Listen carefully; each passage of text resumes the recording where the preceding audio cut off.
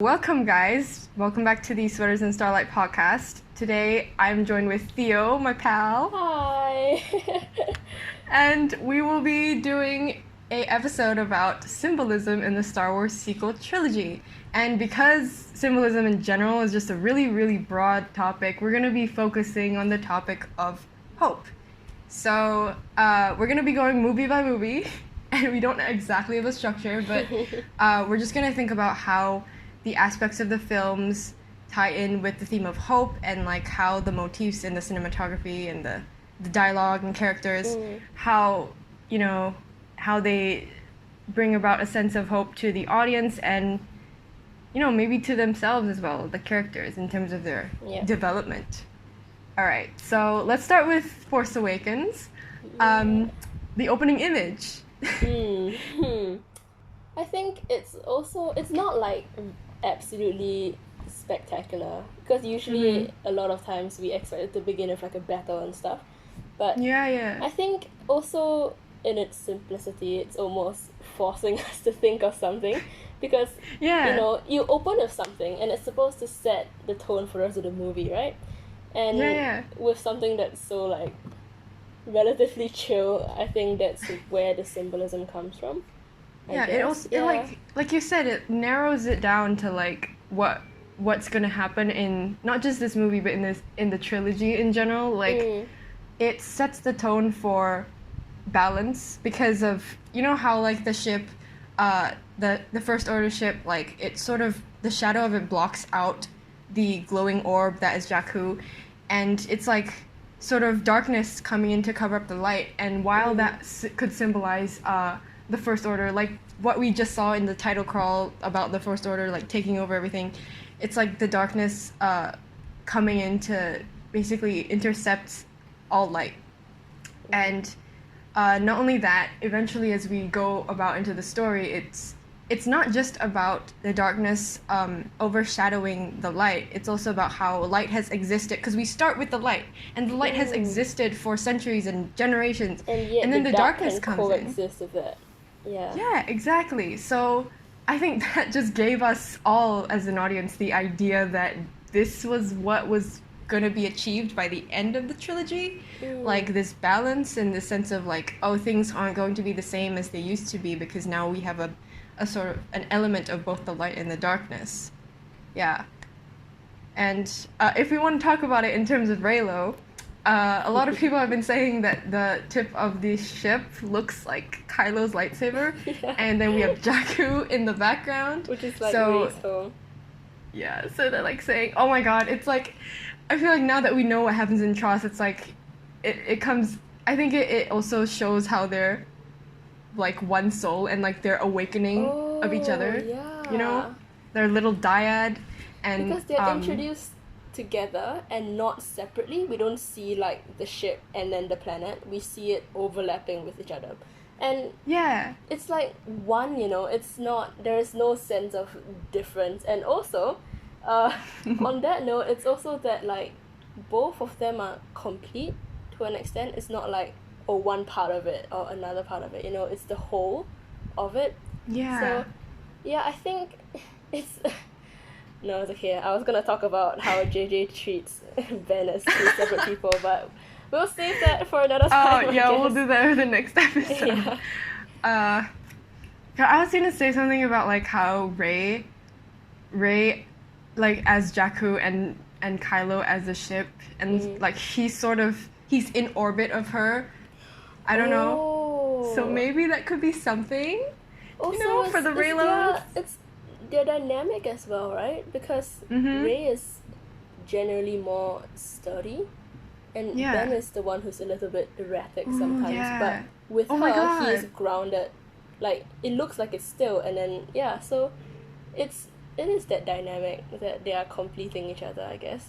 And I think like I don't know whether this is a reach at this point because we're going so far in, but like the film, like the Force Awakens in general, it's like we deal with a lot of Kylo being like all fascinated by Rey. So I think that also incites like the image of a ship in orbit around this planet, and like also how he revolves around her. Maybe his all his like thoughts revolve around her in this film, and like maybe it also foreshadows how like in the Last Jedi it's like all this conflict that he's facing, and at the center of it is Rey. So Rey is sort of his solution to it, or so that's what he thinks at first. Yeah, I don't know whether that made any sense. It does. That was just the opening image. Wow. Yeah. We are definitely not gonna analyze the entire movie, but that was just one scene, one shot. Wasn't even a scene. Shot. I mean, you know what they always say, like the opening shot is the most important part of the film, right? Because it tells you exactly what you need to know before we begin. So yeah, there's that. Okay, I guess we can move on to... Okay, let's do a little broader point. Basically, we were discussing about how the quartet, the sequel trilogy quartet, in my words, I just think of them as a quartet. We have Finn, Poe, Rey, and Kylo as the four of them, and 3 out of 4 of them appear on screen at first. They're masked, and Poe is the only one who isn't. So that symbolizes how he is the face of the Resistance, and like we need to know him to like understand where the story is going at first, because like we see him and we think, oh, he's a good guy, so I guess we're gonna follow him and root for him. So I don't know about you, but when I first watched The Force Awakens, I feel like Poe was just the character that I was following a lot at first. Was that the same for you? Or did you follow another character? I think since we don't actually see the Resistance itself until much later, Poe is the Resistance, you know? We see him as that one Resistance member. So through him, we can root for, like, the good guy, so to speak. So I guess it's mainly because he's the only point of contact we have, which causes him to be the most important link to the Resistance that we have at the beginning of the film. But I think later as we go along, he becomes a little bit less of a focal point, I guess, especially with like Rey's introduction, and all of us are like, oh dang, who's this? I know. Yeah, but he's like the stand-in, I guess, for for the time being. Yeah. I mean, I get what you mean, especially because he, like, dies halfway through. Dies with inverted commas. Yeah. I get what you mean. And also, what you talked about, like, the first point of contact we have with, like, this resistance, this rebellion, I feel like it also parallels Leia at the beginning of A New Hope. Because we just see her as this mysterious figure who's, like, sending a message. And we have Poe here who's collecting a message and trying to recruit this Lor San Tekka, basically. And that also symbolizes I think it's a callback to what happened in A New Hope, and also quite directly Lor San Tekka references Leia in their first conversation, in like the first exchange of dialogue in the movie. So I think that's an interesting point to note. And I think that also kind of... Oh, sorry, go ahead. No. What were you going to say? Oh, I think that also links to the idea of Poe taking on Leia's mantle, which we know happens later. Yes. Because, you know, they're already setting up the fact that, he is the new generation, the new face of the Resistance that we're going to follow along and see as the symbol of hope. And that was very much what Leia is. And their relationship is what's developed the most, I think, in terms of the Resistance itself, other than like Finn and Poe. But I think that does set up something, and well, luckily Tross did follow through with that, I guess. That was one good thing. Yeah. I wanted to say something else about Leia, I forgot what it was. But yeah, I think that's mostly what we thought of Poe at first, and the fact that he's not masked, that sort of shows what his character will be like, even if he did like sort of die halfway through the movie. So I think the next person who was introduced was Kylo. Yeah. And he's masked for very obvious reasons. Do you want to elaborate? Well, I mean, I can't remember where this was mentioned, but I think one, maybe it was a fanfic or something, but it's essentially Leia saying that Kylo has never been able to control his facial expressions and like hide it well. Aww. So the mask is kind of that overshadowing of his self, and the concept that, you know, now he is taking on this new expectation from Snoke to be like evil and emotionless and like the hand of justice and stuff like that. And to do that, he physically has to keep his own personality in, not just his facial features but his real voice. So he sounds like completely mechanical. We have no idea who he is, and we have completely zero concept of his humanity. He could have been a droid for like all we know. Yeah, but I think that makes the unmasking a lot more impactful in that sense, because we are so used to seeing him as a thing and not so much a person. And incidentally, the first time he is unmasked is the first time we see his humanity and how he actually relates to someone. Because throughout the beginning of the film, when he is masked, all his relationships are like imbalanced. He is always the one taking power from the other person. But for the first time, he is equally matched with someone, and then that's where we see his humanity, I guess. Yeah. And the fact that he specifically chooses to take it off when he's in front of Rey. Like, Rey just says like, oh, I'm being hunted by a creature in a mask, and then he just takes it off. Like, just like that. Instead of like having him unmask at a point where it's like, maybe like after Snoke mentions Han being his dad, we don't even find out, like, we just know that he's a villain from the very first time we see him. Oh, he's a bad guy who just kills people. But then we realize, like, oh, he's the famous, like, he's the guy who's actually related to someone from the originals. He's from this mighty bloodline, and, you know, like, Han Solo's his father and everything, and like he doesn't even unmask himself then, even though we know exactly who he is. Like, and I think that also parallels, or like, no, it contrasts how Rey was introduced, and which will transition into that soon, but like how we don't know him. We don't know who he is. We just know him as Kylo Ren until we figure out that he's the son of Han Solo. And I feel like we know less of him than we know of Rey. Like, we know him on a less intimate level than we know of Rey in Rey's first, like, 5 minutes of screen time. And at that point, we've already known Kylo for, like, maybe half an hour.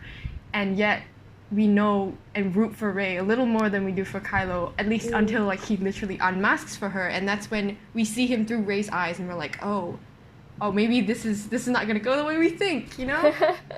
And I think, just to talk about Kylo a little bit more, like you said just now, he unmasks specifically when Rey says, I'm being hunted by, like, a creature in a mask.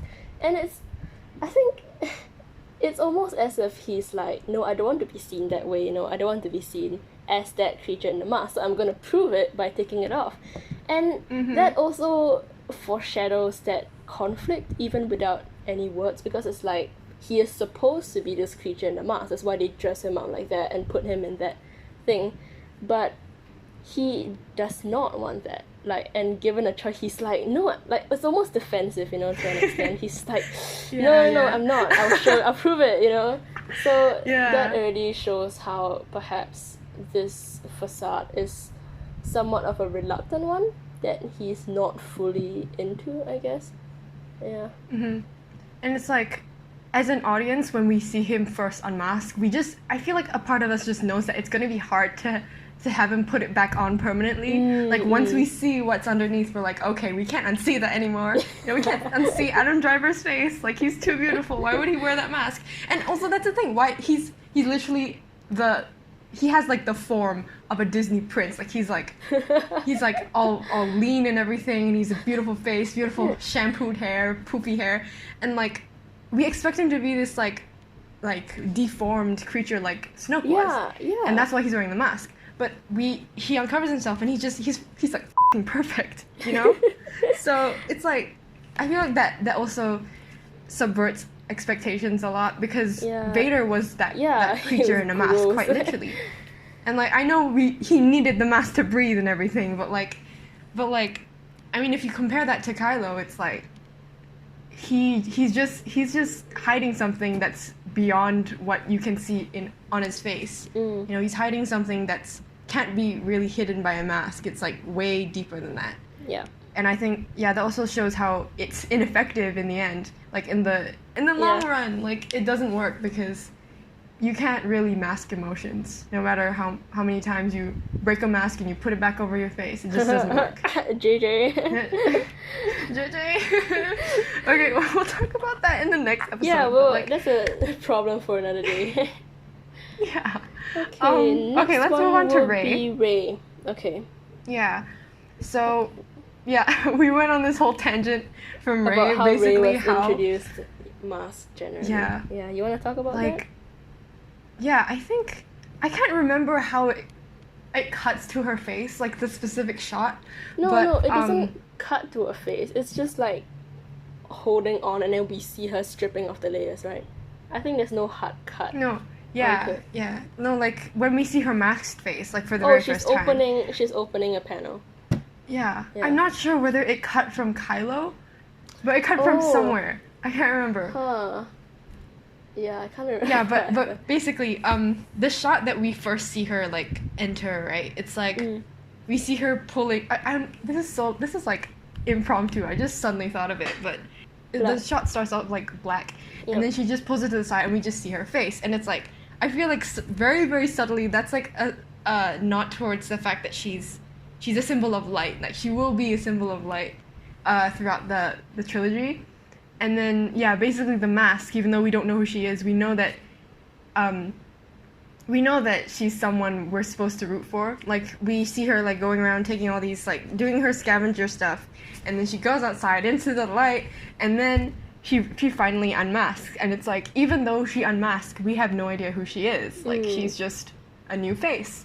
And then we go, okay, and then she goes on her day, and she doesn't say a single word, and then we see her living conditions, we see how hard she's working, and we see all the scratches on her wall, and we just see her like sitting outside putting on the old rebel helmet, and then we just see her like watching ships go away, and we're like, oh, she's sad and she's lonely, and she's longing for something. And even though we don't know her name and we have no idea like who she is or whatever, and she hasn't even said a single word, like I said, we already root for her. And I think that's saying a lot about how her identity as a whole, like how even though she doesn't seem related to anyone that we know in the trilogy so far, or in like Star Wars in general, the entire universe, we already root for her. And that's okay, because you can be a nobody and we can still root for you. We can still see that you're a good person. She's like enough without any name or identity, because we already like her for who she is. Yeah, and I think the time that she actually says her name, if I'm not wrong, is when she talks to BB-8, right? Is it? No, she talks to Finn. She introduces herself to Finn. So dumb. Yeah. Yeah, but Finn, no, it's right? okay. And we see her first introducing herself to, like, when she is engaging in, like, actual relationships with people. And I think that's quite interesting, that it's almost as if only with the interactions does she take on this identity, but she doesn't rely on that for her survival. She doesn't rely on that to like stay alive and give herself some sort of like reassurance and stuff, which is kind of nice. I think that she is comfortable with who she is, and she's okay to not really be sure of herself, and she has functioned with that mentality for almost all of her life. So I think that's quite nice, because she really doesn't need to be of any proper bloodline of any sort. And she displays a lot of humanity when we first see her. Like, I mean, at first it's like saving BB-8. It's the first act of kindness, and it's the first time we hear her voice, and then we see her like helping Finn, and then in the end we just see her sort of. We see how strong she is as well. Like, not only is she like kind and caring and compassionate, but she's also like super defiant, and like she will kick your ass, like we've seen many times in Force Awakens. And of course, like throughout the entire trilogy, she's very headstrong, and like she has her flaws, but that's okay, and we still like her for it. Yeah. So I think that was most of what we had to say about Rey. Right?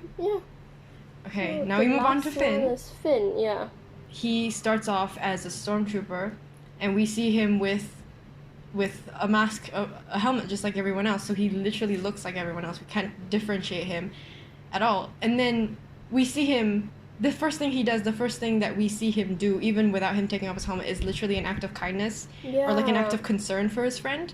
So, and that act, oh my god, that's so cool. Like, I just realized the act of concern and like compassion that he has, it marks him quite literally. Oh. It marks him out from the rest. I mean, when he has that. Yeah, and that to other people, that's what makes him fail as a soldier, you know? Yeah. Yeah, so that, like, I think the moment he is marked quite literally, there's no going back to that perfect mold of a stormtrooper. Because, and immediately after that, he goes to free Poe and stuff. But I think that is kind of the beginning of something, because you know, we are so used to seeing stormtroopers as just these like faceless individuals, and then when they die, the rest of they just literally step over them and keep fighting. But this is the first time we see someone who actually stops, and I think that in itself, that slowing down instead of just being a mindless machine just tunneling forward, is like, it gives us so much, like, you know, it's like, he's a good person, and we don't even know who he is at that point. We already like him, like Rey, kind of. So we see him already as a good person, even if we don't know who he is. Yeah, which is pretty cool. I think that's also, it also ties in with character dynamics. We see how we see how this like similarities between like Finn and Rey, for example. We see how that makes them like easy friends, and then we see how Finn and Poe are similar, because they're both like, even though they're both from like, you know, First Order and one's from the Resistance, it's like they get on easily because they have the same sort of they have the same instinct to do what's right, and like that same, you know, like how Finn is like this very concerned character. Like, not in a bad way. It's like he's concerned for other people who like are on the same side as him, or like who help him. So I mean, the very first thing that we see him do is like help his comrade. But then after that, when Poe helps him escape, he's just screaming Poe, and then he's just kind of trying to like save him from the ship. So I think that's that act of kindness basically, and companionship is just what these characters are like craving. And then you have Rey and Kylo, of course, who are like polar opposites in some ways and so similar in other ways. And that's also how they make each other whole, you know, they complete each other with these little bits of like personality that one has and one doesn't. And yeah, I think that also foreshadows their little dyad that they start to have in the movie. Yeah, that's pretty cool. So that was, I think, masks, also that, I think. Yeah, there was just masks. Oh no, we're taking a long time to get through this, and this is not even, this is only one movie. Then, do you want to talk about like Han and Ben? Generally, like the key scene in the movie, I guess. Oh yeah. Because it's another like very big block that kind of links the sequel trilogy together and lays a lot of new ground for characterization. So I guess we can talk about that. Yeah. Basically, I think Han and Ben are like, they're like a motif of their own. Like, their relationship is just a motif, because from the very first moment, like, we know who Kylo is. We know that their relationship, this Han and Ben relationship, is going to be very, very significant. And I think it's so interesting how, like, even though Leia is the Skywalker in like Han and Leia's marriage, we only know who Kylo is through Han, through his relationship to Han. And then later on, when they're on the bridge, it's like we find out Ben's real name through Han.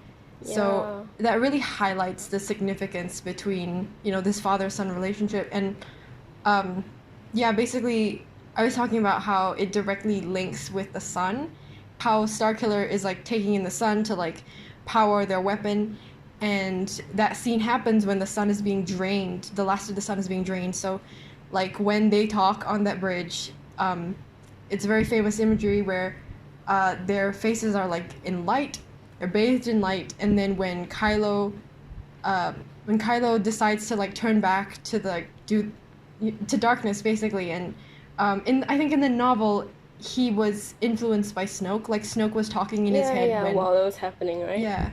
Yeah, so I think that was the point where he decided to turn back to the darkness, and while that happened inside him, the sun got drained out as well, so it leaves him quite literally in visual darkness. So yeah, that's I think one of the most popular imagery or like symbolism in this specific movie. And like how after he stabs Han, it's like it's darkness all the way throughout the rest of the Starkiller scenes. And then the second part of this is, I think it's so cool because when Rey slashes like his face, it's like it also cuts open, right? Yeah, Starkiller also breaks open. So it's like not I mean just in that scene itself, it's like we see him lying on the ground in the snow with like his face cut open, and then the ground literally opens up with him. Yeah. So I think that also not only foreshadows or not only shows that he has been marked, just like Finn in the early on in the movie, he's marked in a way that will change him forever. It also foreshadows his redemption, like how there's a crack in him now that he cannot take back, and it is the death of his father that he will come to regret for the rest of his life. And after that, I think the most important thing that I noticed is that when Starkiller is destroyed, it's not like the Death Star blowing up. It's not just like pieces of the planet like being thrown into different star systems. It's the surface of the planet crumbling to reveal the sun on the inside, the sun that it had absorbed earlier on. And it's just, yeah, I think it's a very direct metaphor for Kylo and how like his mask basically is the surface of the planet, how he's trying to hide all this like light inside him. I mean, from the very first, one of the first lines he says, "I feel it again, the pull to the light." It's so significant because we've never seen a villain like start with this sentiment, with this like desire to go back to the light.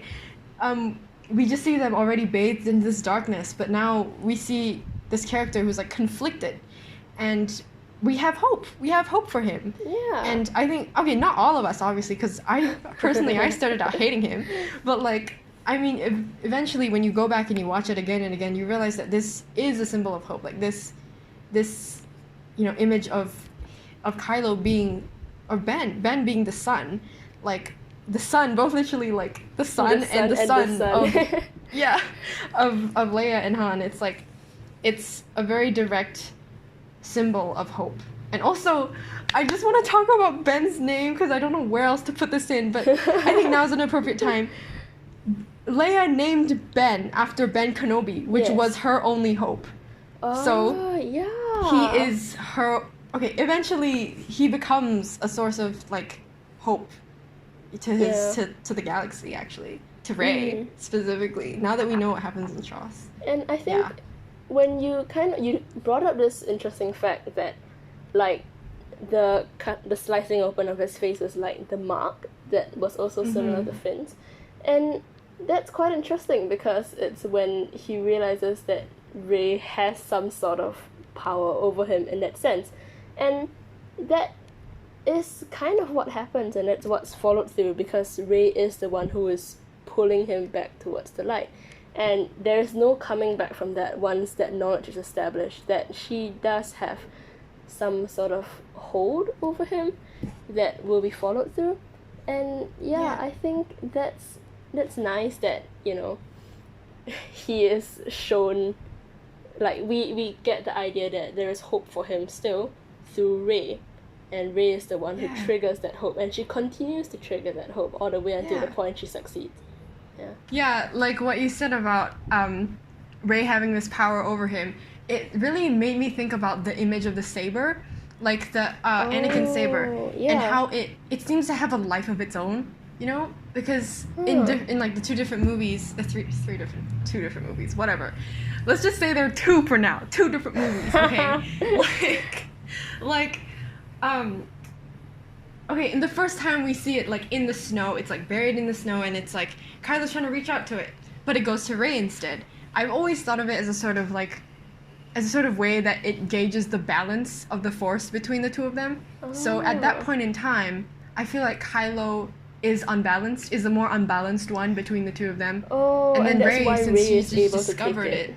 Yeah, so that's why she's basically able to use it the way that Kylo can't, because he's just not balanced enough, so he hasn't earned it yet. Yeah. So yeah, I think that's really interesting. And also it parallels the Last Jedi scene where it literally splits down the middle, because they're both just as conflicted, and it's very, very Reylo centric, but they're also, both of them have that dark and the light within them.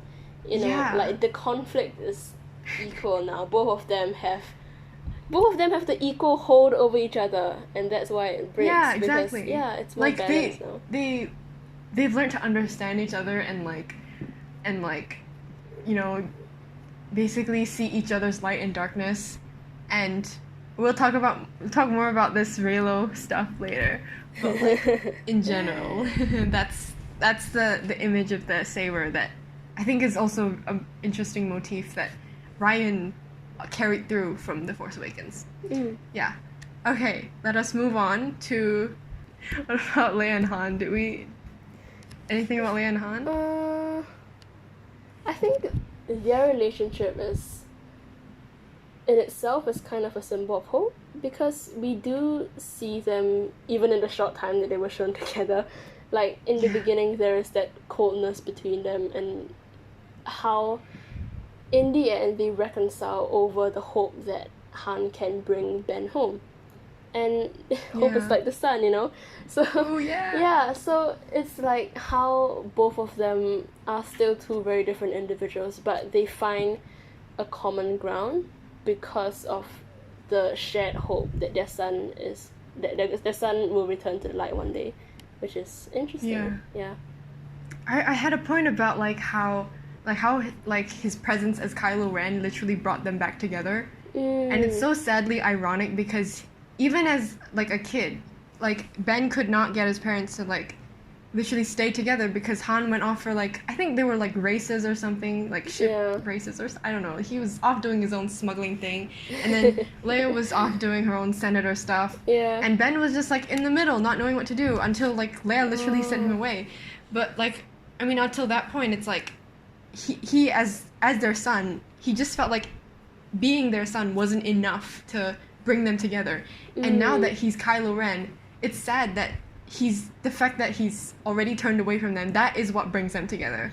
So it's really sad. It's sad. Sort of the notion of too late. And I know we're supposed to link this back to hope, but I think we can also talk about the lack of hope.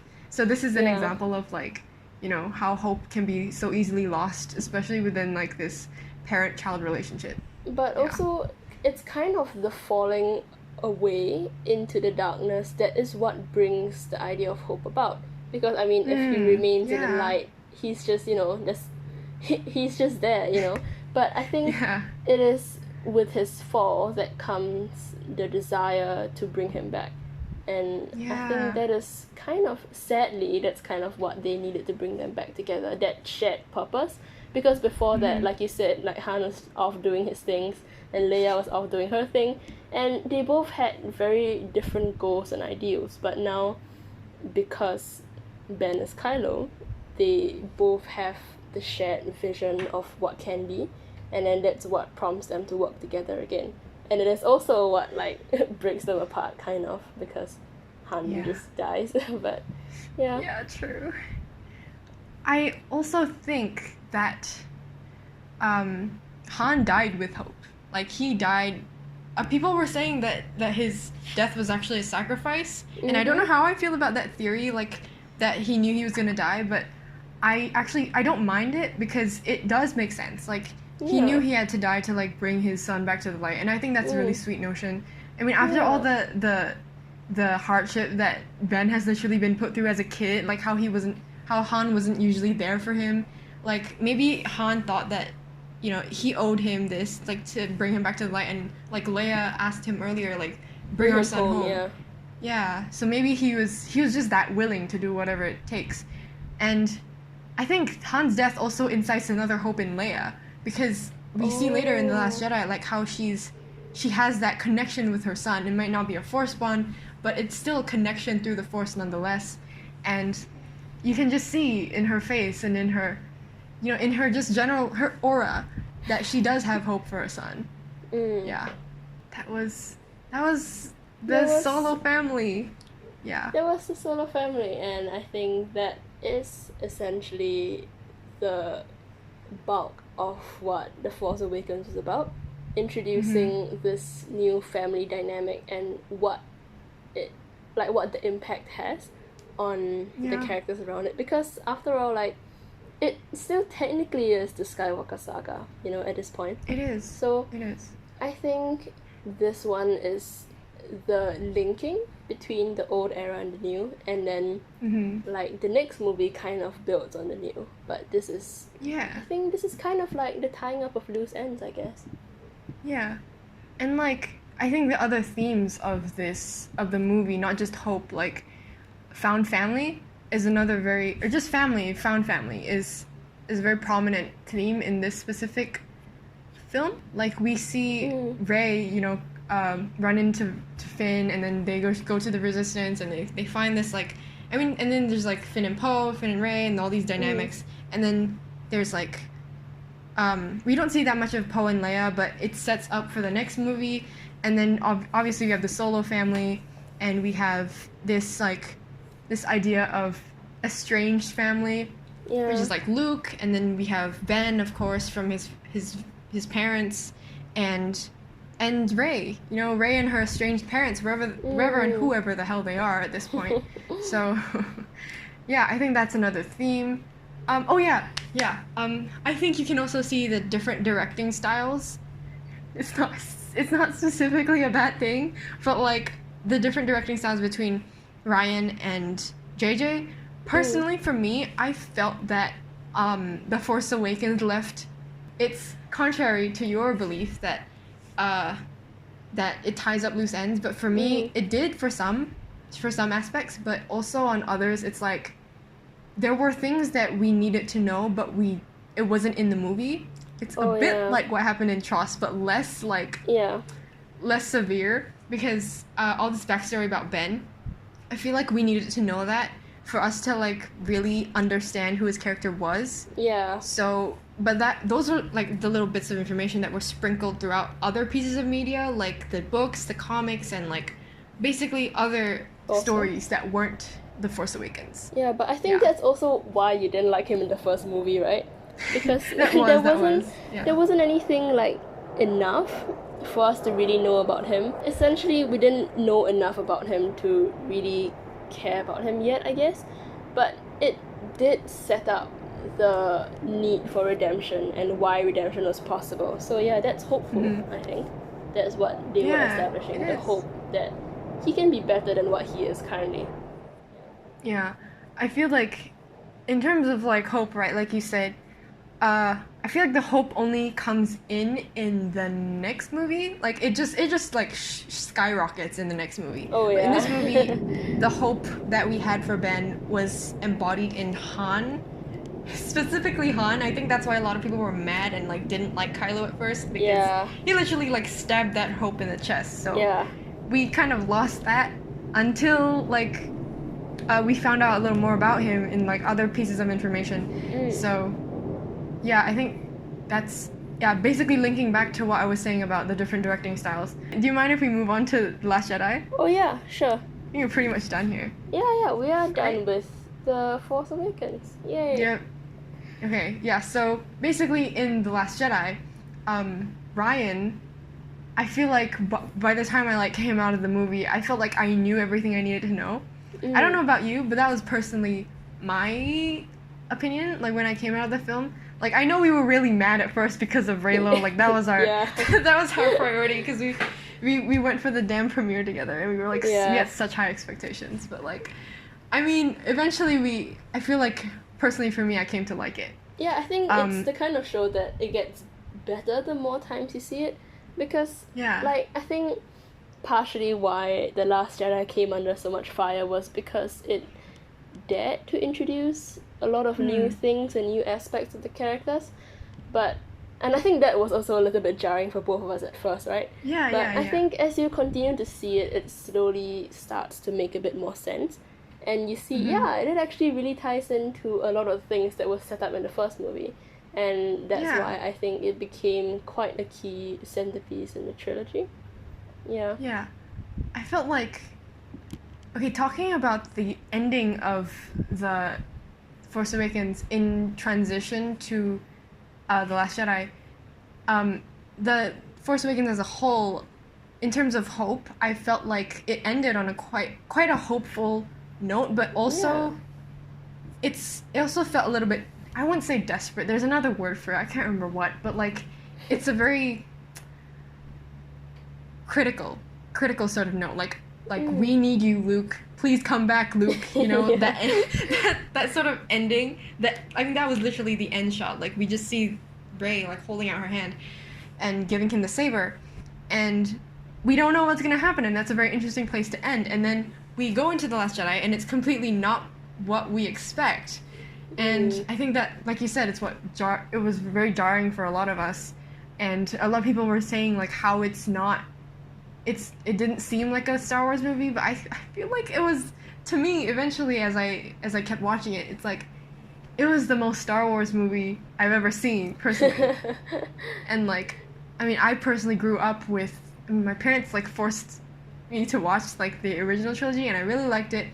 And then now seeing this, it's like, it brings about hope in a really different way. And I could almost say it's, like, in a Empire Strikes Back sort of way. Yeah, but I think so. Somehow the vibes are different. And yet, like, you know, it's still hopeful. Talking about how it's almost like The Empire Strikes Back, I mean, it is the second movie in the trilogy. It is. And it is what, like the Empire, it actually introduces a lot of new things, because, I mean, the Empire is like, oh, Luke's dad is like Darth Vader, what? Like, that would have been jarring. It would have been jarring for the people of that time, except for the fact that they were very open to that change. And I think that's also the problem now, because a lot of them are not open to changing things. But I think for both of us, because we grew up with, like, the old movies, we didn't see that as, like, the original, you know? We're just like, oh yeah, that's a part of Star Wars, because there is a new one coming out. So I think because of the mindset, I guess, that we're receptive to the idea that, they're gonna introduce some new things, they're gonna change some new things, that made it easier to stomach, I guess, and easier to appreciate as well. Because both Empire and The Last Jedi were quite bold movies, I guess. Like, they were. Yeah, they did some weird things, but it worked out really in the end. Yeah, it works out. That's the thing, it does work out. And breaking the fourth wall, it is a very hopeful thing. You can do weird things and still make it work. It's so cool. Like, I think I've heard from like someone online, maybe it was a post, but people were saying that the Empire Strikes Back was that trilogy's most hated movie until like now. It's, apparently, I don't know, like I've seen a few posts about it, and it's like now we look back and like 40 years later, it's like everyone's favorite Star Wars movie. Like, it's one of my favorite Star Wars movies. So people are saying like maybe you just give it another 50 years and The Last Jedi will be like the best Star Wars movie. Who knows? But I think also in terms of hope, there were like sub-themes that tied in with hope. So there was like sacrifice, and there was like familial love and stuff. So I think that was super interesting, and the way Rian does it, like, I'm sorry, I'm a huge Rian Johnson geek. I'm gonna do a podcast about him. Like, he's amazing. The way that he writes and the way that he frames each of his like scenes and his shots and like the dialogue and the symbolism, it's just so good, and he just knows what he's doing. So, for instance, he knows how to characterize people, like, very, very well. Like, I don't want to talk about Knives Out now, but, like, I have to say, just in general, his characterization for Knives Out was great. And, like, he has a specific style where he can literally bring in, like, 12 never-before-seen characters, and they're a family, and you can give them... and and you can actual character arcs for each of them that tie in with each other and still like not become confusing and like convoluted and stuff. He's pretty cool. He is a very cool director. Yeah. Like, he can give each of those characters, no matter how many, he can give them, like, the most interesting, different, unique, like, realistic personality, and we can literally, like, tell them apart and everything. It's very memorable, and that's what he did in The Last Jedi as well. Like, he introduced, like, multiple new characters. We have Holdo, we have Rose, we have DJ. Who else? Was there any more? Or are those just the three? I think those are the major ones, I guess. Yeah. So like basically those three characters, he knows how many characters he needs to add, and he knows when to stop. I think that's very important now that we've seen the entire trilogy as a whole. But so in terms of the motif of like sacrifice, two of those three characters. How could I forget? We have Paige, who made like one of the most important sacrifices of all. Yeah. She was like the first person who sacrificed herself, and like it tied in with like her sister Rose, of course, whose arc we will follow like literally half the movie. And I think that's super interesting because not only did Ryan hire like Kelly Marie Tran to carry out that arc, he also gave Rose as a character like a purpose and like a very strong, clear motivation. And also a will to sacrifice, just like her sister, like how she saved Finn at the end. And I want to go on a whole tangent about Finn and Rose, but I'll do that later. And then moving on, in terms of like sacrifice, we have Holdo, who also made one of the biggest sacrifices, and it was like legendary, and people in like the Rise of Skywalker are calling it the Holdo maneuver, and I think that's honestly what she deserves. It was so cool. And like that shot where like all the ships just like explodes when she like drives them into light speed, like oh my god. Like the entire theater just like goes like pin drop quiet. It's crazy. And, I love it. It syncs with the snapping of the lightsaber, right? We see that flash, we hear it, and then we see the silent like slashing across, and it's like it's absolutely stunning. And and it's also never been done in the history of Star Wars. Like if you went back to like 1977, you would not have expected this kind of scene in Star Wars. It gives you the Star Wars vibes, you know, but yet it's like so unique and modern. So it's like a scene where just visuals and no audio. Like that is so interesting. I'm going like on a whole like other irrelevant point. Basically, I'm just fangirling about Rian Johnson. And the sacrifice basically also relates to the theme of hope. It's another subsection of hope, how people are willing to sacrifice out of the hope that things will get better, and the how they believe in people. Like Holdo believed in the Resistance, and Rose believed in Finn. Yeah, I think that's super cool. You want to talk about maybe the hope that Rey had for Kylo in this movie? Oh, I think that was quite clear. I mean, she did say it numerous times, right? Yeah, she did. It's mainly... It was a whole arc. He would come back to the light. But it's quite interesting, though. Her hope actually shifts thrice throughout this movie. In the beginning one, it's her wanting Luke to just come back and be the symbol of hope for the Resistance. The next one is, I think, her trying to uncover more of herself. Like, by her wanting Luke to teach her how to be a Jedi, and also the desire to know who her parents were, to the point where she was willing to venture out into the darkness that Luke told her, like, not to go to, but she was like, well, I need to know. And she does that, but only when she realizes that both of these things may not be what she can achieve, she goes to Kylo. And I think it is in that interaction where she realizes that, he is worthy of something, you know, because that the hope that she had for him was kind of shattered when he killed Han, right? But it's that re-establishment of his humanity, I think, that allows us to hope along with Rey that there is still light in him, you know, and there is still some manner of turning within him. And that is quite nicely followed through, like, throughout the movie. Because while Rey doesn't exactly get what she wants, which is like him turning completely to the light, we see that she has had like this impact on her as well. He has changed her as much as she has changed him, and that is hopeful for the audience because it's, you know, we know that we're gonna see more of them and we're gonna see more of their dynamic together as a whole. So I think Rey's hope, like, it wasn't very hopeful for her, you know, because she was almost disappointed every time. But it sets up a lot of what Tross was supposed to bring to fruition. So it was, I think her journey evokes more hope for the audience, also both for Ben and for her. But I think mainly her hope was for Ben's redemption. And since we've already grown to sympathize with Rey quite a bit, that is what we end up hoping for as well. Yeah, I think you're right in terms of like Rey in this movie was very conflicted, and she had like shifting hopes and desires and like motivations.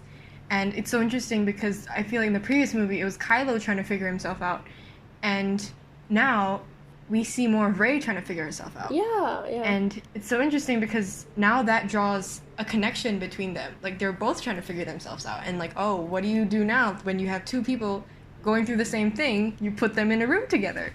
And that's what Rian Johnson did. Yeah. And to very interesting results that I feel like a lot of people saw.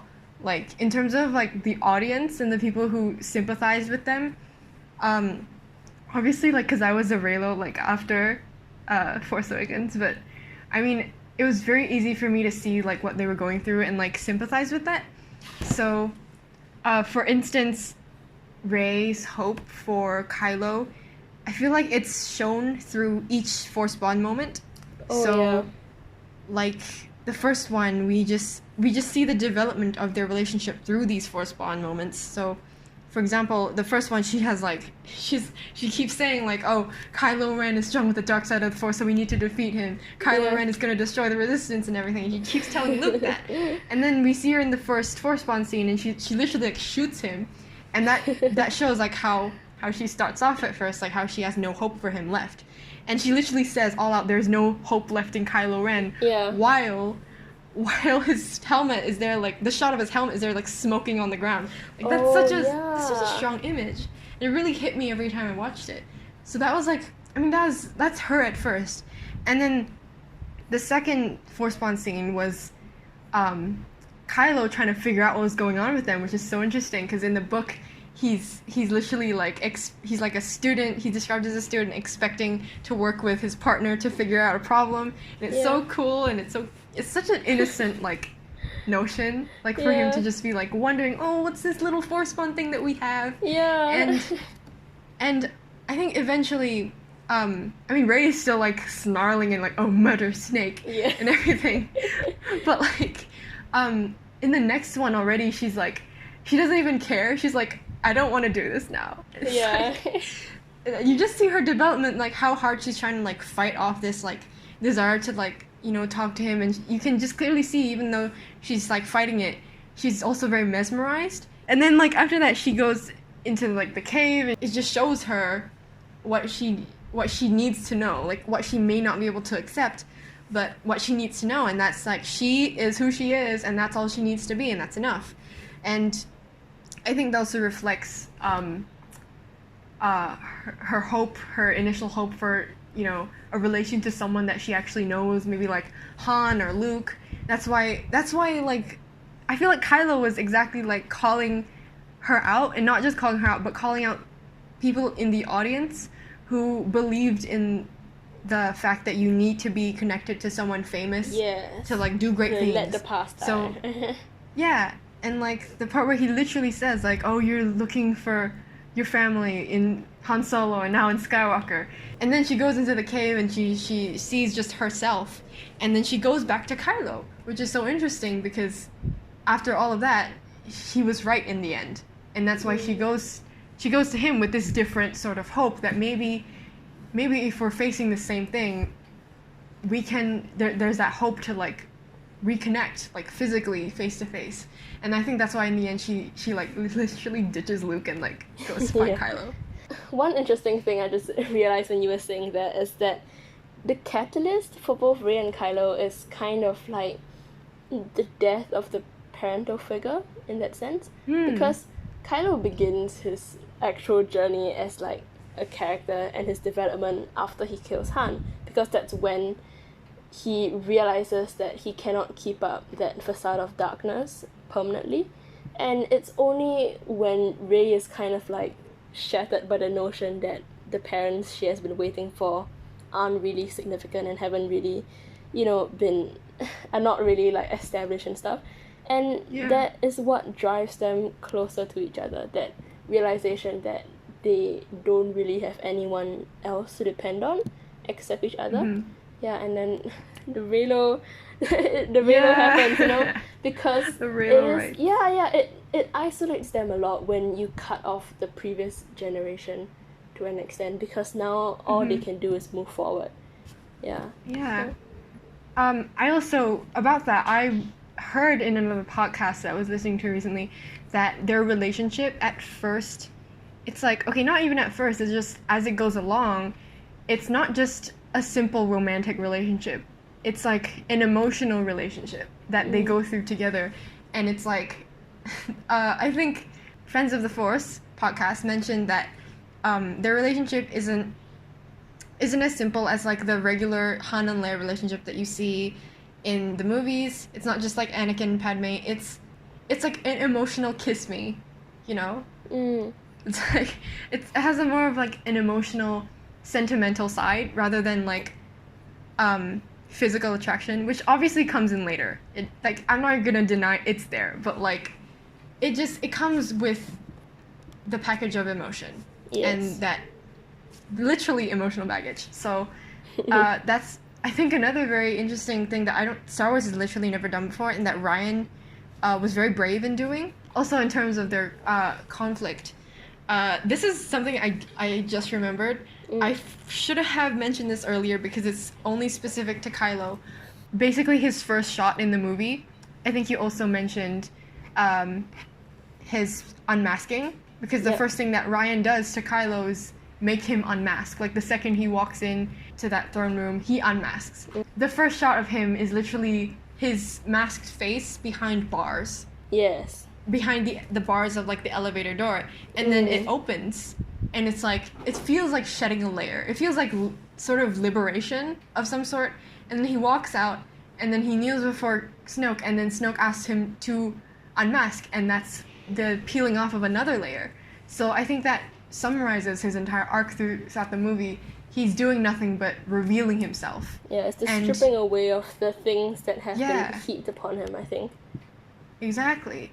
And it's so interesting because he has so many different, not just physical layers, because we have the elevator door, we have the helmet, and then we have the little plaster that he stuck on his cheek. And then eventually he gets that off too. He reveals this other layer, this other side of him that no one has ever seen to Rey. And it's like, now Rey knows him better than even maybe his own parents did in this. Yeah, and he never really puts the helmet back on because he does. He shattered it. Yeah, and there is that idea again of like not being able to go back once he has broken it. Yeah. And like now he doesn't have that defense, It's just him trying his best to navigate his way through his character arc. And I think that's interesting because now all he has quite literally is like Rey, who is his protection, like later against Snoke, like she's the one who is giving him the strength to turn back to the light when like because now he doesn't have that layer of like coverage, like, oh yeah, I'm actually really emotionless and stuff. So that re-establishes the dependency on each other, not just like Rey on Kylo, but Kylo on Rey. Also, his costume, mise en scène, he wears the cape only at the end, like after he becomes the supreme leader and everything. He wears a cape, and that's also donning another layer on him. And I mean, since his mask is gone, that's sort of like a substitute for that. I mean, even Adam Driver's like facial expressions, because there was a study that one Tumblr posted where they analyzed his facial expressions when he was Ben Solo in The Rise of Skywalker and when he was Kylo Ren, and I think it has something to do with like the eyes or like the mouth and like how his entire face is tense when he's Kylo and it relaxes when he's Ben, and the difference is like just beautiful. But also, there's this line in the Last Jedi novel that really stood out because it showed a hint of Ben in the Kylo. Okay. Basically, when they're in the elevator in the novel, it says, "She watched the emotions chase themselves across his face, echoed by jitters and spikes in the Force. Anger, confusion, pain, loneliness, longing, and sorrow." Oh. Yeah, it's super interesting because I can see that happening like it's a script. Like I can see that happening on Adam's face. Yeah. It's like the layer has sort of like fractured and you can see all these emotions like running across his face in a brief second. And it's so interesting because you can see how all these emotions, like he has so many of these emotions and yet he keeps it like deep down inside him. And we actually see that, like, you know, in that quite emotional scene where he's smashing the helmet, we see the emotions play out, but it's like then it's mostly just rage and sorrow. But later in the throne room scene where he's extending his hand to Rey, we actually see his emotions a lot more clearly than how we did in the beginning. Yeah, we do. And it's like not just the physical unmasking, but the slow emotional unmasking where he gets used to allowing the emotions to be expressed and to play out on his face like bit by bit as guided by Rey, you know? And I think that's quite nice because, you know, he's going through that emotional process of letting go as well. Yeah, oh yeah. If we can like jump back to Reylo for a second. I just found another point. What you were saying about the vulnerability, he has that, like, you know how Adam has like that thing where he does in like the tick in his eye? Oh yeah. Yeah, and like the tremble in his lip. That's why that's like the little things that I take note of, and that's why I like input into my own fan fiction. Like I don't know if you noticed, but like whenever I write like a scene where he's like anxious or like vulnerable, he has like that tick in his eye that Rey has like come to like discern from him. Yeah. And I think it's super interesting. But yeah, another time where I feel like we also see his vulnerability is, oh god, it's during the hand touch scene. Like I think that was the first time I noticed his little eye tick. Yeah. And like that scene was so good. It's one of my favorite like Reylo scenes besides the throne room thigh grab scene. But like just like the symbolism and like cinematography in that scene. I'm gonna go like all out film student here, by the way. Yes, go on. Like, cool. I did like this analysis kind of like the lighting and this the color. Basically, it's warm lighting versus cold lighting. So the warm lighting obviously is the firelight from Rey's side, and then the cold lighting is on Kylo's side where he's like in his quarters in his ship. Yeah, and I feel like that's very much belonging versus uncertainty. Oh. So it makes sense when he reaches over and we see his hand bathed in this golden warm light instead of Rey reaching over to the cold light.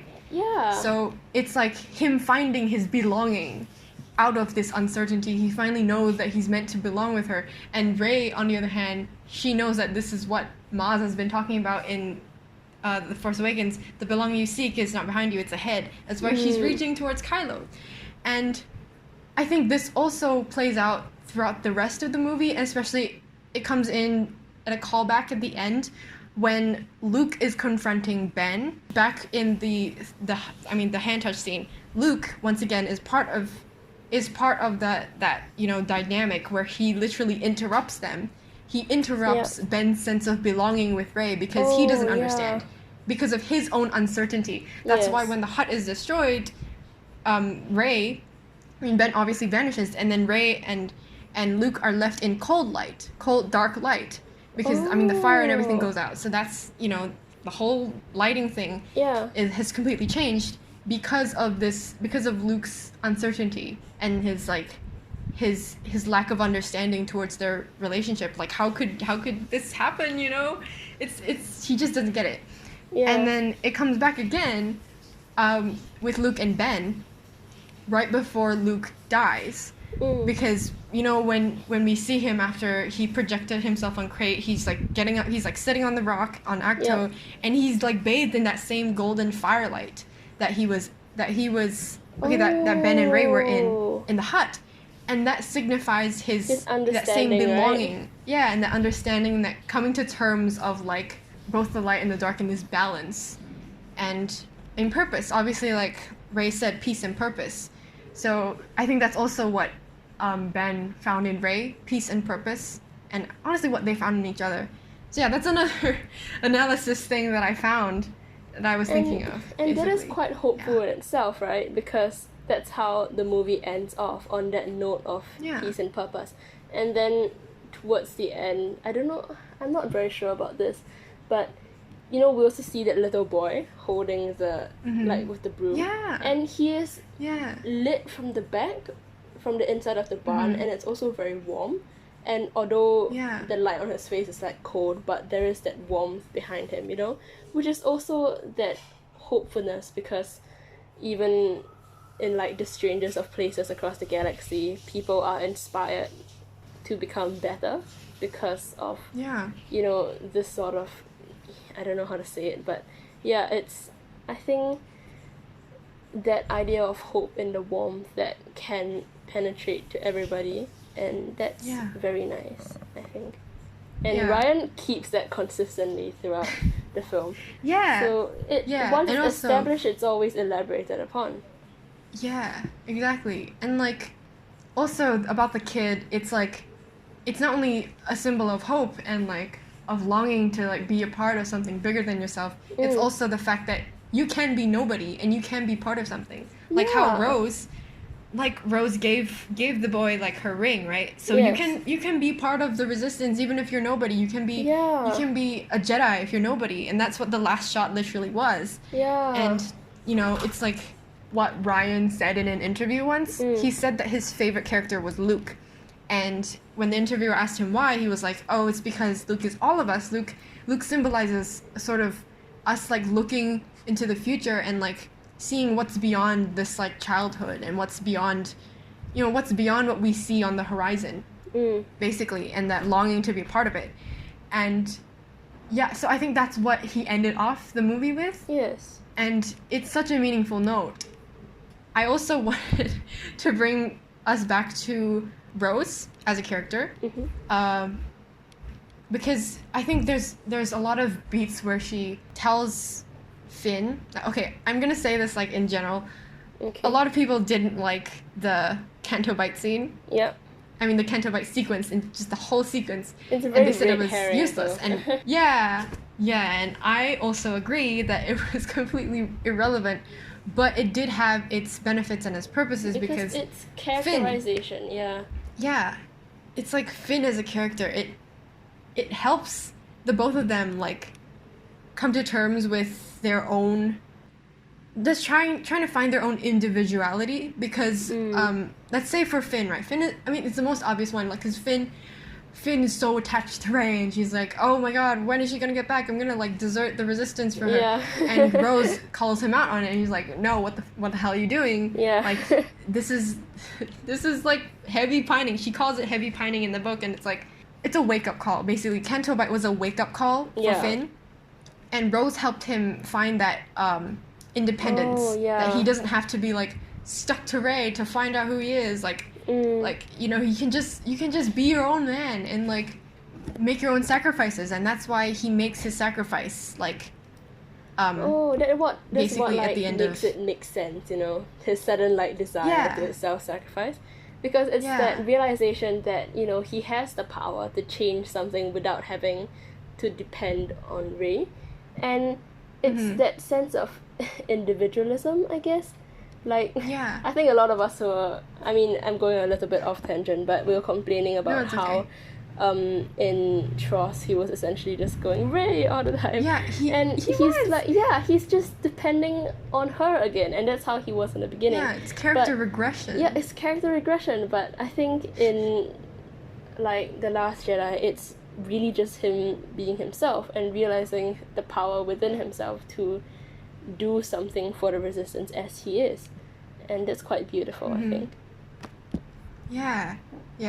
And I think Finn and Rose, like, as a relationship, not even just romantic, but just, like, as a relationship between the two of them as characters, they symbolize hope. And they symbolize the entire overarching theme of the movie. The one that Rose literally says, that's how we're gonna win. Not fighting what we hate, saving what we love. And that scene is so, so cool because, the cinematography of it, the kiss, which I hated, but now that I see, like, there's a symbol that, there's an actual meaning that Ryan put behind it. And it was that when the second that they kiss on Crate, right after Rose saves Finn, Rose sacrifices herself to save Finn from his own sacrifice. Wow. She kisses him in the foreground, and in the background of the frame, we have the First Order finally breaking through the barrier of the Rebel base, and there's like this massive explosion. Yes. And like, as an audience, instead of like focusing on the explosion, which is obviously the more like significant event, the more like literally like mind-blowing, big event, we focus on the kiss, which is in the foreground. So that symbolizes the point of the story, that we save what we love instead of fighting what we hate, which is what the background symbolizes, you know? It's that idea that there is still that human relationship and love, basically, that is the main point, It's not just the space battles and the pew-pew that matters. It's the relationships and the growing from that and the realizations that each to its own, both, all of them are individuals and have worth in their own right. That is what is meant to be the focus. Yeah, exactly. And also, like, the symbolism of Crate is just so interesting because it not only symbolizes, like, the most shallow, like, symbolism of Crate is the salt. No, the salt, because, like, the character that was, like, that tasted the salt, his nickname is literally Salty.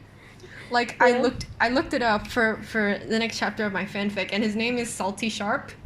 Wait, really? Yeah. I just searched up the guy who tasted the salt on Crate, and it just came up as Salty Sharp. And I was like, okay, that's cool. But yeah, that's just a little fun fact. But yeah, basically, the beauty of Crate as like a landscape was like, it's symbolic of, I think there's like a post that said it was symbolic of Kylo, and how like he's literally bleeding because there's like this layer of him, and then when like people like step all over him, he just starts like bleeding all this emotion. And the intercutting again, I think that's what Rian Johnson is very good at. Like, it's not Soviet montage theory, but it's similar to that, in that, like, it's all completely different and almost unrelated images, but the fact that he puts it together gives it, like, its own meaning on its own that is only cohesive because it is placed together. And I think that's where a lot of the symbolism can be drawn from, especially, like, in regards to Kylo, because a lot of the breaking down of his self into something that is better is intercutting with physical things breaking apart, which I think really drives in the point on his unmasking both physically and emotionally. Yeah. And also about the intercutting thing, right? It's like, I feel like it also shows another theme of the film, which was connection, because we see so many connections like going on left and right from us. It's like we have Rey and Kylo obviously at the forefront, and then we have Finn and Rose who develop this new connection, and then we have this connection between Ben and Leia, and then we have this connection between Poe and Leia, and then Poe and Holdo, which have this really this is so weird, but like this really antagonistic relationship with each other, and yet at the end it's like this subverted expectations of who Holdo really is, and basically that human connection that goes around between the characters and their dynamics and stuff. That is another theme that Ryan does really, really well. And I feel like that intercutting scene was just a culmination of it. Yes. Like how everything can be going on at once, yet one event can connect them. Oh, yeah. Yeah. It can not only connect them but also like destroy them at the same time. Yeah. Like quite literally. Yeah. Oh, yeah, that is quite nice. Yeah. I think that went like literally all over the place, but that's all I have to say. But that is quite hopeful, you know, because in the midst of that chaos we find purpose. And yeah. So we're not gonna talk about trust in case the people listening to this are wondering. Because of the inherent lack of hope in that it's not just it's not just that they did not set up. Okay, you know, if they set up some hope in the beginning and then they didn't follow through, that's another story. But it wasn't even set up in the beginning. So you know what's really funny is that The Last Jedi was like the middle movie where it's like, but you know when we first came out of the theater, it's like, oh my god, like things have gone to shit. There's no more hope. I mean that's what we first and then thought. JJ's like, you're right. Yeah, and it's like I mean we went home that day and we were like expecting like everyone to be so sad about how Reylo turned out, about how like Ben like went back to being the supreme leader. But then we I think when I went on like that night, it was filled with like excitement and happiness and hope that things are gonna get better. And like all the fan fictions, for instance, like they just showed how people more and more people believed in Ben, believed in his character specifically, and like how they thought that this union between light and darkness could still happen because of this hope that Ryan showed us, that it was possible. I mean, with the throne room scene, that was just an entire symbol of hope that, you know, a so-called bad guy and a so-called good guy can team up. And that split-second moment of, like, Rey taking Kylo's saber and, like, trying to kill Snoke with it, like, that was I think, an embodiment of her darkness. So there's that duality of it that people really believed in and really hoped for. And, yeah, despite everything that happened and our immediate reactions of TLJ, it's like we came out of 2017 basically hoping for the best, and I think that was really really nice, and especially with the fact that there was another movie coming also gave us hope. But then there was a post that said it's funny how TLJ is the middle movie and yet the final movie, like the culmination of a freaking saga, was like less satisfying than the middle movie of the last saga. Yeah, so that sucks. Yeah, we'll talk about that like in another episode perhaps. Yes. Or like at least you will. Because I mean, there's as bad of a movie as it was, there is still quite a bit to unpack about it. Because there is. Yeah, because of like not how it was good, but how it failed and how the attempt to, you know, go back to the original was not successful, and how nostalgia is so overrated. How nostalgia is not always a good thing, because it is the looking back and the undoing of what we are hoping for. So yeah, we'll talk about that some other day, I guess. Yeah, exactly. So yeah, that's gonna take another like 2 hours to talk about. So let's not at this point. Let's not. So we're going to move on to the last section of this podcast episode, which is the symbolism and theories. And it's basically this shows how much people believe in hope and how much it means to us in real life, which I think The Last Jedi really, it really showed a sort of parallel with real life events, like, or with stuff that we deal with in real life, like every day. So for instance, like this inner conflict that we have, I think I saw myself in Kylo because personally, he seems to be someone with a sort of depression. I don't know, but like he has this like insecurity in himself that Rey tells him that it's okay to have, or like that Rey says like, oh, it's okay because I have the same insecurity too, and we can both share it. You know, we can both talk about it. Not really talk about it, but like hand touch about it. You know. Yeah. So, I think that basically how much these themes of Star Wars, of the sequel trilogy, mean to us and how it's told in theories. So, for instance, Vendemption, the hope of Vendemption. Do you want to talk a bit about that? Well, I mean, there were quite a lot of theories about it, and even before we went to watch, like, the premiere, we were also talking about that, how, like, we definitely had to have a Vendemption, if not we were gonna, like, stab something. And I think that's really interesting, because even when we only had, like, The Force Awakens, people were already hoping for that. Like, a lot of people were looking at this mess of a character, honestly, and they were saying, yeah, he can be better, he can grow from this. And even after he actually killed one of the original most loved characters, which is Han. Yeah. And yet people still saw him as someone who was worthy of saving. And I think that says quite a lot about the non-toxic fans, because there is that hope in all of us that even the most broken and messed up characters can grow from that and be better, you know? And that is what The Last Jedi gave all of us. So I think that was cool, because even when we didn't have that, there was already that hope there. Yeah, and also how, like, The Force Awakens even built that up from one of the very first lines. I mean, we don't usually see a villain start their redemption so early. Like, for Vader, he literally got redeemed, like, in the last movie. And I think that's why his death worked, because he died redeeming himself at the very last minute. But for Ben, it's like we've seen him go through this literally 3-movie arc of redemption, and yet that happened to him, so, like, not very valid. But as a whole, like, Vendemption, I think it's also an idea about faith and how a lot of people around the world have faith in characters like him. And it's also important to ourselves, because I think one of the most important things about Ben that I noticed a lot of people see in him as well is that he makes mistakes. Obviously, he makes so many mistakes that sometimes he thinks he can't ever make up for.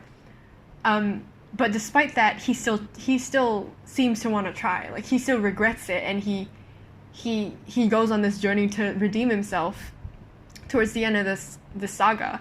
And to me personally, it encourages me to, like, if I make a mistake, I can come back from that. You know, like, I can still have the hope that I can be better than this. So I think a lot of people actually criticize Kylo for being, like, childish and, like, oh, he's a wannabe Vader. But I think that's also partially what makes him so not relatable, but, like, understandable, because he is really, like, a kid. He's very young, and he hasn't, like, had the chance to make enough mistakes that he can grow from, you know? And I think it's important, because that's a reflection of a lot of things people have gone through, not just young audiences watching it, but adults, because all of us have had, like, the weird teenager phase where we've done some very, very stupid things. And a lot of people see themselves in Ben, not just me. Like, I know my parents also talked about how, like, they kind of relate to that, because they're like, oh yeah, that's so cool. I've done dumb things too. So, and I think that's why we think he is deserving of hope, even if we don't really know him yet, because this is just a kid who's trying to get by in the world. And like, what kid doesn't deserve, like, a second chance, you know? Exactly. And it's like if you think about even his past, it's like he never really grew up, because he didn't have what today's kids have. Like, I mean, what most of today's kids have. It's like he has 2 very busy parents that are, like, separate most of the time. And, like, I mean, when you were a kid, you weren't cared for by a droid, you know? And it's like in Last Shot, there was that terrible scene where he was literally about to have his neck sliced open. He was like barely like 5 years old, and, like, he was about to have his, like, the back of his neck sliced open by this, like, the robot that was supposed to care for him. And it was so terrifying. Like just reading that scene, like, putting yourself in that scene, not even as Ben, like, that's just terrifying to see a kid go through that. And you know, I wouldn't blame him, like, if he never really, you know, got past that or like grew past that stage. Because I mean, anyone would be traumatized. Anyone would be that emotional if they had to go through what he went through.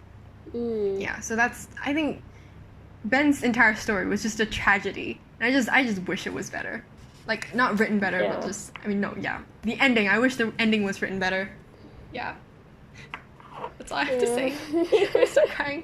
I was gonna say that like kind of ties into the idea of the Grey Jedi. Kind of. Because, you know, we are hoping for this redemption, but I think for a lot of us there's also that knowledge that, you know, the darkness has always been a part of Ben. Even when he was a child, that has been something he has to struggle with, and it's not just something that arose just because he was Kylo Ren.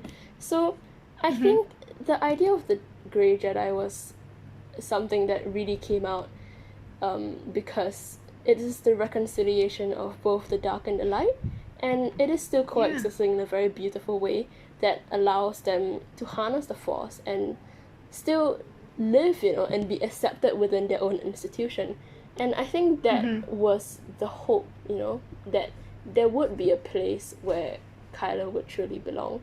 And I think after The Last Jedi, we kind of held on to that. A lot of us held on to that because it's mainly the idea that, you know, Ben could have that sense of belonging, and also hopefully that Rey, with her newfound darkness, would be able to fit in somewhere and, you know, find a sense of belonging. Yeah, I think because neither of them truly fit where they are, and that was the place that they could be, you know? Yeah. And also I think that ties in with the lightsaber image, like the Skywalker lightsaber. Like how it, you know, how it broke literally down the middle because of both their conflict. That, I think that also symbolizes how they're balanced, yet unbalanced at the same time, but it's like they have that same amount of light and darkness in them at that point. So I think that's what made people hope for it. That specific image was what made people, you know, realize that this might be a foreshadowing of something in the next movie that, you know, might bring the unity of this Grey Jedi. Or like, basically. Yeah, so that was another theory. The next theory is something that I wish had happened. Rey remains a nobody. Oh my god. Okay, I'm gonna read off Screen Rant. Basically, their number one theory for The Rise of Skywalker was that, continuing the theme of elaborate theories that are inferior to the most simple ones, it is questionable that the very best Rey theory, and the one that made the most sense in The Rise of Skywalker and in her overall arc, is that she was a nobody.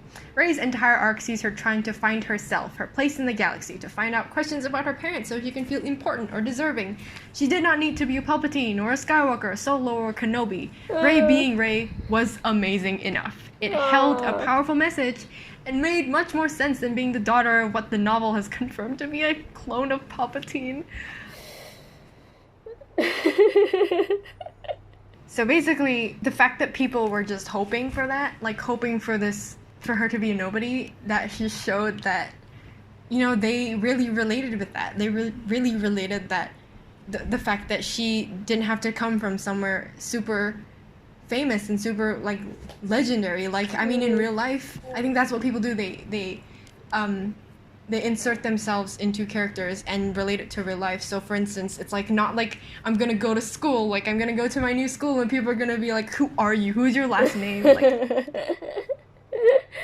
think that's just the most unrealistic part of it. Not only does it not work in terms of the narrative, it also doesn't work in terms of like relating it to real life scenarios, you know?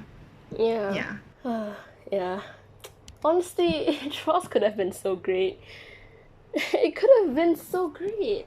Yeah, it's like you see it and then it's not that it's completely bad. It's bad because it held so much potential. It's painfully disappointing, I think. That's the only thing we can say about that. But one good thing that came from that was like Resistance Hux, which was another theory. It was another theory that, like, kept surfacing before, even way before, like, The Last Jedi, I think. We were already talking about that. like Joni was talking about that. It was a thing already, you know? And, well, at least they gave us that, I guess. True. It's like, it's really funny because I actually didn't see it coming. Like, I was rooting for it, of course, because I ship Ginger Pilot.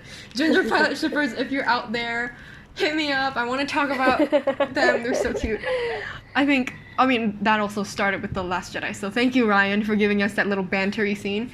But Resistance Hux in general, he only existed within the realm of fanfiction and within the realm of theories. Like, we didn't know what he would be like, except that a lot of fics and, like, comics portrayed him to be super petty and super, like, snobby. And I think that's what The Rise of Skywalker sort of nailed. Like, they changed petty fanon Hux to petty canon Hux. And I'm pretty proud of that. Yeah. Yeah, and I think that also shows, like, how people hoped to see the good in him. Like, despite just, like, not just Kylo having a redemption arc, Hux having a redemption arc. And, yeah, I think it's also super funny to see. Hux has so much potential, I think, in his story, because he was also born out of, like, tragedy, I think, and yeah, it could have he could have used I don't know, they could have used that for a lot of, like, development, I think, but they just left that there and they didn't really give him a chance to heal, which is a bit frustrating. Okay, that's another thing that I think Ryan also left out of his movie, but none of these, it's kind of sad because a lot of people really like Hux, but none of the movies elaborate on Hux's past. They just depict him as this general who can, number one, either be, like, super swept aside, number two, can be made fun of, number three, can be like a potential, like, super evil villain, which I think could have been a great route for them to take. Like, I was sort of expecting him to, like, start a coup against Kylo. Reylo fanfictions, you see, like, Hux, like, planning and scheming all over the place. Yeah. But I mean, honestly, that's really realistic if you take in like account of his past, like how he was abused and everything, and he's super, like, I think there was this really famous Hux line in one of the comics, and he's like, "I'm not weak, I'm patient." Oh yeah, and yeah. That was such a really cool line that they could have built more on, but in the end, they just kept that to the comics, and they just made Hux, you know, just there. He's just there. Yeah. Getting shot in the chest and the leg. But honestly, what really pisses me off now, like, this is like not even related to the theme of hope, but, like, no, actually it kind of is. But, like, the fact that Hux's death was gives us hope, allows us to hope that he's alive, more so than Kylo's death did, because Hux is smarter than this. Like, he maybe he can be wearing, like, a laser-proof vest. Do you remember that one comic? Yeah. Right. Is it the one where, like, he gets shot and then he goes to a farm or something, and then all the rabbits from Peter Rabbit are there? We can link it, like, in the post for, like, Sweaters and Starlight. We can link that, so everyone can understand the crackhead content we look at the cope. But yeah, I think, Resistance Hux is also a symbol of hope. As weird and, like, as impossible as that was, we actually came super close to it, which... Yeah. Like, we were so close, like, he could have just gotten on the ship and, like, fought with the rest of them, but no, he's... What the hell? Anyways, we can just talk about this more in the other episode. Yeah. Now, last but not least... Would you like to indulge us on the Knights of Ren? Yes. Well, I think the Knights of Ren are characters that actually appear quite a bit in fanfiction, and there is a reason for that, I think, that why people kind of cling to them as, like, a staple for a lot of the characters in the First Order. Because I think, like what we were talking about just now, right, about the masks, like, masks are always seen as something to be taken off so we can see the humanity of the people, right? And their masks are never taken off, which is frustrating. And a lot of us kind of expected it because that's what the first two movies in the trilogy were setting up. Like, the mask as something that were temporary placeholders for expectations. But we never really got to see that. And I think another interesting thing that we brought up during a discussion just now was that a lot of the Knights of Ren are actually women in like theories and fan fictions, and which is realistic because, you know, they are students from Luke's Jedi Temple, and I think a lot of them would have been women, obviously, but I think it's that idea that, you know, you can be powerful despite your background and your gender, and you can have that same sort of leverage with like, oh, the mighty Kylo Ren, even if you're like a woman, you know, and that's quite empowering and it's quite hopeful, even though we don't actually see them. Yeah, and I wish we did. I really wish we did. Same, because like you said, most of the Knights of Ren were like women, and also a part of Luke's Jedi Temple. And although, like, okay, don't get me wrong, like the comic that says otherwise, the one where they're like, oh, they're just followers of Ren, this hot dude who's shirtless all the time. I honestly prefer the Jedi Temple background for them as compared to what we were actually given, although I really, really loved the storyline of that comic series. But yeah. I feel like if they were from Luke's Jedi Temple, it's like, it gives them and Kylo like a lot more backstory. Like, what happened between them? Has he hooked up with one of them once? Like, maybe there's like some tea to be spilled or something, you know? Like, it just gives it more drama and more, it just definitely makes it more interesting. And like, that's why, I think that's what we were all hoping for, and yet, you know, that opportunity was just missed out in the end, which sucks. Another like sliver of hope that we had, I think, was that they would join Kylo, and with that Skywalker, that temple background, it's way more realistic for that to happen.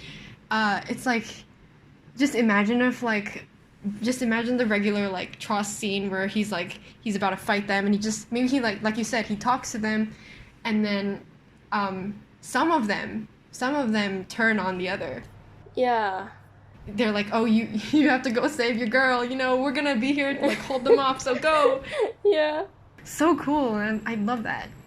Yeah, and yeah, I just wish he hadn't killed them all, like how Rey and Kylo killed the Praetorian Guards, because that's another thing, like, Ryan had hoped that JJ would make good use of the Knights of Ren. That's why he didn't put the Knights of Ren in the throne room instead of the Praetorian Guards. Yeah. He specifically said that he was hoping that, because he didn't want them to be killed off just like that. So he recognizes that they have potential.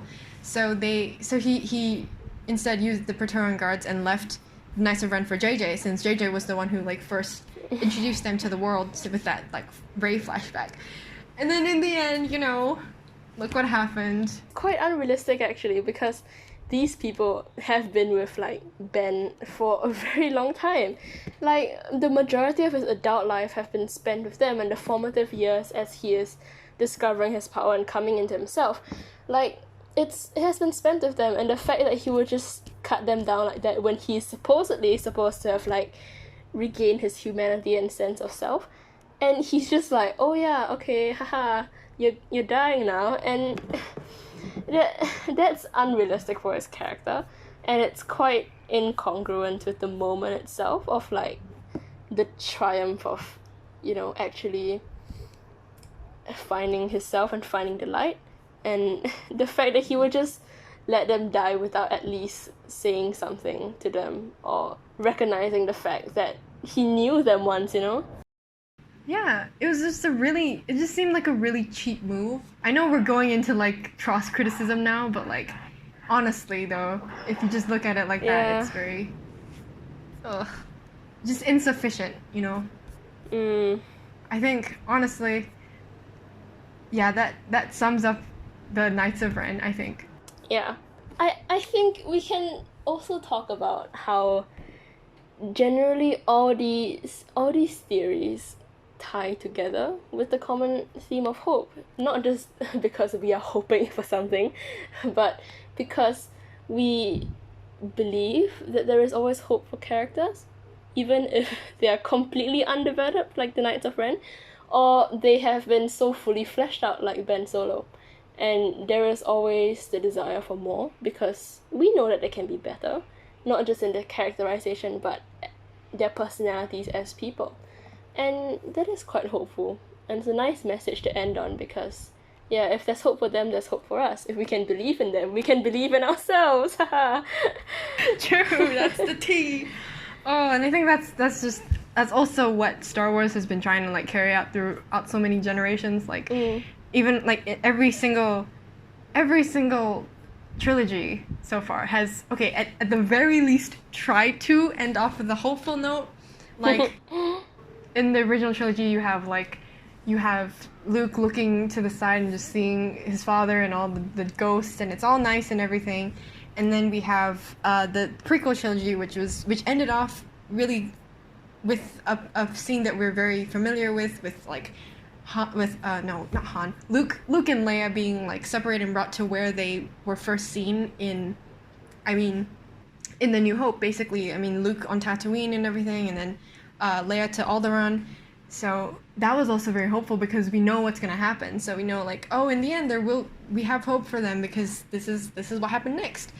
And then for the sequel trilogy, it's like I can't speak for it, but I'm just gonna pretend it ended like at The Last Jedi, since we're talking about only these two movies in this episode. Yeah. But The Last Jedi specifically ended off on a very hopeful note because, I mean, Leia says one of the last lines in the movie. I mean, she says the last English line in the movie because the rest of it is just like, I don't know, some other language that the kids, the Canto Bight kids speak. But yeah, her last line is literally, we have everything we need, and that's such a hopeful note to end on. And especially, I mean, if you take into account what happened with like Carrie and like how the credits literally has like, oh, in loving memory of Carrie, she ended off this movie with hope, you know? Yeah. She was given this last line and it gave us so much hope. And I think personally, when I was just sitting there in that moment when she said that line, I just felt hope. Like, even though I was upset with everything that happened with Ben and with Reylo, like, I just still felt her, you know, her presence giving us hope for what's to come. And yeah, I think that's very precious, and it's very, once again, it ties in with, I mean, what happens in real life, like how even though Carrie may be gone, Leia's memory will live forever. Yeah. Yeah. So I think that, and on that note, Carrie Fisher once again ending us off with this hopeful note. May she forever remain in our hearts. Yeah. So yeah, that was pretty much all we have to say for the episode. Theo, any last words? Well, just ignore Tross and keep hoping, because that's what Star Wars is really about, and we should remember it as that. Yes, absolutely. So, yeah, okay, that is all we have to say for now, and tune in to our next analytic episode of the sequel trilogy, I guess. We're going to be talking about Tross, most likely, and like 90% of it will probably be a rant. But anyways, I'll end it here before we start ranting right here, right now. So, thank you, Theo, for agreeing to come on to this episode with me. It was an honor.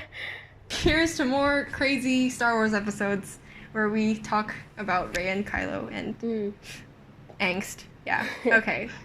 So, thank you guys for listening, and I'll see you in the next episode. Bye. May the Force be with you.